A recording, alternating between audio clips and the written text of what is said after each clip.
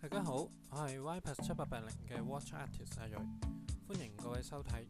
今次係 YPAS7880乘 Delta T 嘅第二個合作項目，我會喺度分享一下由概念到設計到製作嘅整個過程，希望大家鍾意。第一部分，創作概念。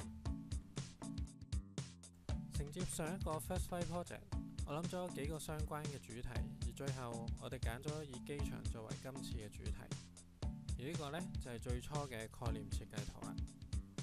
定好主題後，進入資料搜集嘅階段。咁我哋揾咗一啲大範圍嘅圖片啦，有埋周圍環境嘅。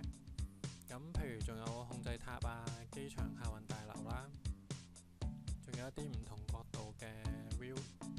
當然仲有附近建築物啦，仲有譬如雷達塔啊，一啲客運巴士嘅圖片啦。咁當然唔少得咗一啲飛機嘅參考啊，貨輪嘅參考啦。搜集咗足夠資料之後呢，咁就進入去到按住平面圖開始進行設計啦。